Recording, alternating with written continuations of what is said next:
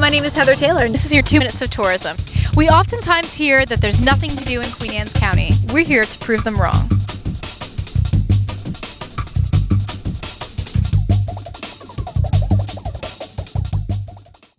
Today we are at the lovely and very diverse Tuckahoe State Park, and I have with me Ranger Jessica Conley. Thank you so much thanks for coming. for having us out today. There is a variety of different things that people can do at this wonderful, wonderful park, and we can see right now we've got some great kayaking, canoeing capabilities. But let's talk a little bit about what we can do and see, and then maybe we'll venture further out into the park. Sounds good. Yeah, when people think Tuckahoe State Park, they often think of our lakefront area and our famous tire playground. But Tuckahoe is so much bigger than that. We're actually 3,800 acres. We have over 15 miles of trails, so there's a lot to see and do.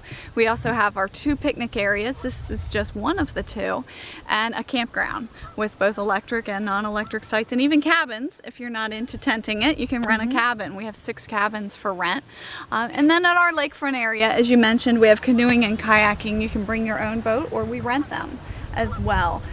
From spring all the way through November, and our little boathouse down here is open on weekends, and you can buy ice cream and rent boats. You can even rent fishing gear, horseshoes, volleyball. There's so much to do. And then if you want to head out on our trails, as I said, we have over 15 miles, and our trails are open for hikers, mountain bikers, and horses. Oh wow, so you got the equestrian. Yes, the Tuckahoe Equestrian Center is part of the park, and it is open to the public, so anyone with horses can come park their trailers and hit the trails and use the Equestrian Center. And then if you become a member of the Equestrian Center, you can actually camp overnight at the center with your horses as well. So there's a lot to do, a lot bigger than our tire playground, although that's what draws kids in. Well, and the unique thing about this park is, a lot of people think, oh, why do I need to come to Tuckahoe? It's just for people who are camping. That's really an inaccurate statement, because there's so much. If you're a resident, or if you have people coming in from town, you can go on the trails, you can hop in the water on a canoe or a kayak. Yeah, it's great exercise, recreation. Get your kids outside. You can go fishing. There's beautiful fishing here. You can get largemouth bass and bluegill, and then each fall and spring we actually stock trout as well. So if you're into trout fishing, a lot of people don't realize you can do that around here locally. You guys truly have really something for everyone. I mean, relative to the outdoors, that is. Really, really diverse park. Yep, and if you want a more laid-back evening, the Delmarva stargazers are usually out here a couple times a month, and you can check out their telescopes. They'll be here actually the end of August, and you can do that. There's so much to see and do, and the park is actually pretty huge. It is, and I'm excited to go and check it out. Yep, we have a lot to see, so we'll check out the other areas as well. Great. Now, Ranger Conley, please tell us, we're at the Scales and Tails Reptile and Aviary Building, which is on site here, and we've got some beautiful barred owls. Yep. Now, let's talk about the program a little bit and what you guys do here. Well, Scales and Tails is a statewide program with the Maryland Park Service. I think it's one of our shining star programs that we're very unique to have. And we are one of 6 Scales and Tails sites in the state of Maryland. And we utilize non-releasable birds of prey and reptiles to kind of act as ambassadors to the public, so people can get a sense of wonder and appreciation. And all of the animals we have been injured, or something's happened to them, and it's usually because of something people have done. So we can use these animals to teach people, not to litter, and different things like that. For instance, our one owl behind us is missing an eye. Well, when people litter and throw trash out their car window, it attracts little rodents and animals to the side of the road, and the owls go hunting there and fly down and get hit by a car like the one behind us. So really, it's kind of a heartbreaking story, but it is. For a good cause. Yes, because hopefully people, will meet this owl and realize, how what amazing creatures they are, and it'll keep them from littering and throwing trash out, and help keep our parks clean and all the area around us. Now, we've also seen an eagle. So they're all injured or something's happened to them.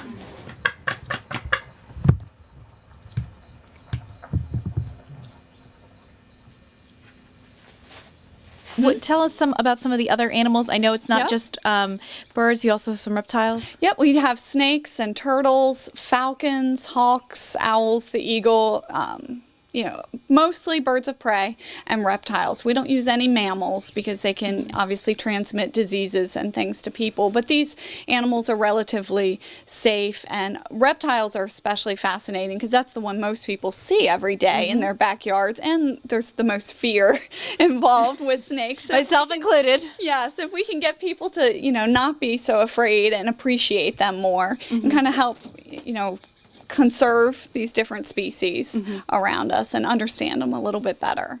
I'm with Kenny, who is park ranger here at Tuckahoe, and you have got a friendly little critter with you today.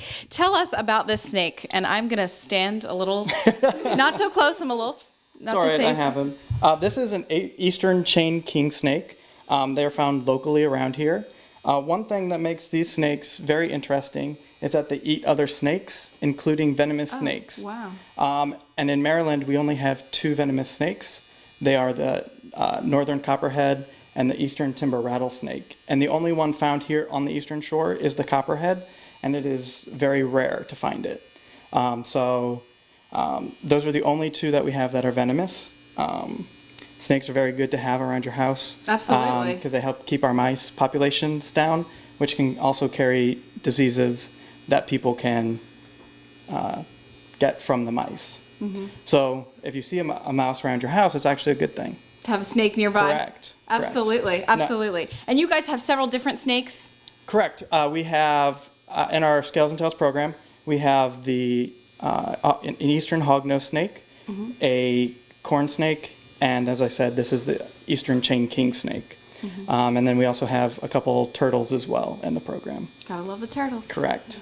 Now, would you like to? No, I'm all set. Thank you, though. No problem. I much appreciate it.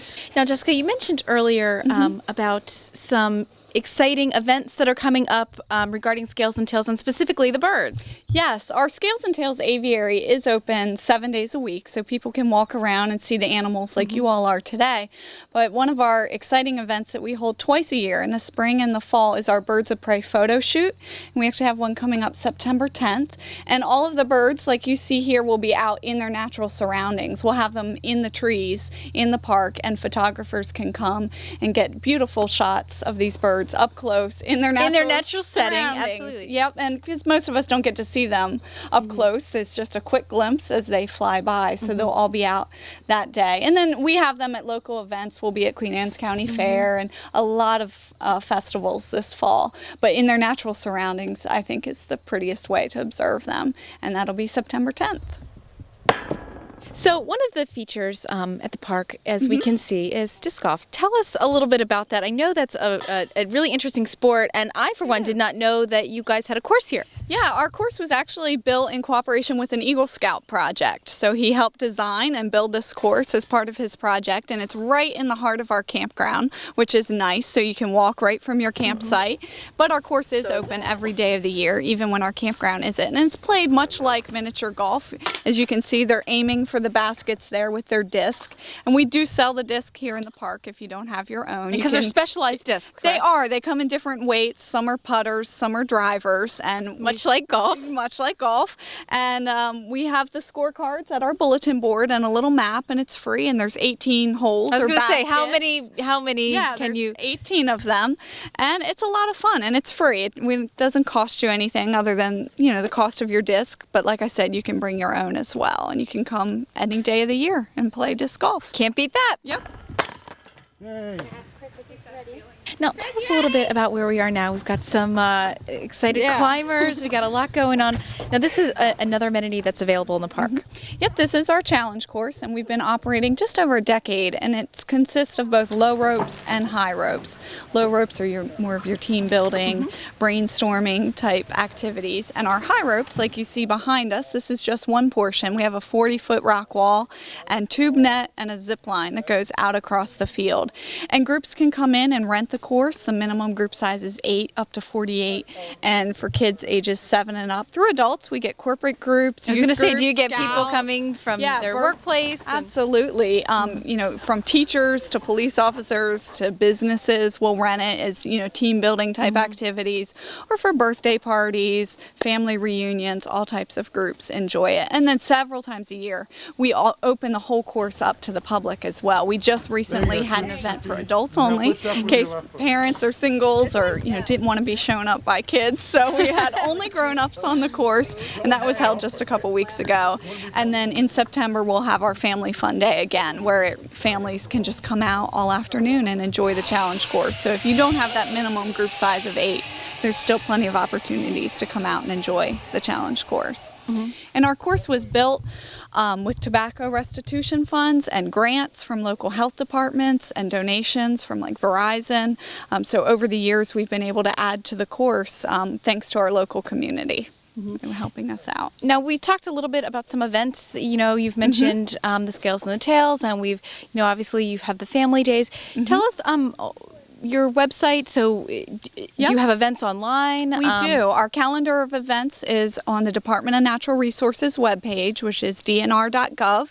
And you can just type in Tuckahoe if you only want to see Tuckahoe's events. And right on our webpage is our calendar. Or you can look at the whole DNR calendar of events. We have 66 state parks in Maryland. So you have a lot of stuff going on. There's a lot going on. So you can narrow it that way as well. And the nice feature about our website, you can search based on activity. So if you want to paddle or use trails, whatever feature you're looking for in a state park, you can do a search that way and it'll pull up the state parks with those amenities. But I am proud to say we're the only state park with a challenge course, so it's pretty exciting. Oh, that's really exciting. Yes, yep. So it's something very unique for And it's this right in your area. backyard. Exactly. On our ending note, we are on the Tuckahoe Fitness Trail, and I want to thank you so much. We've had a wonderful day exploring Tuckahoe and seeing really all the wonderful amenities that you have available. We hope you all will come back. We have free activities every weekend from Memorial Day to Labor Day for families to enjoy. So just check out the flyers throughout the park, and then events all year long. So keep an eye on our calendar. The website is dnr.gov. or .gov, excuse me. Yep. And your phone number, how people can reach, you know, the office. Yep. They can call the park office at 410-820-1668 or email park-tuckahoe@dnr.state.md.us. Come visit us for anything from camping to hunting to just day use. Well, thank you so Thanks. much. It's been a pleasure. Thank you. I want to thank everybody for watching this episode of 2 Minutes of Tourism. If you have any questions about any events throughout Queen Anne's County, you can always check the website, which is discoverqueenannes.com. I'm Heather Taylor, and thanks for watching.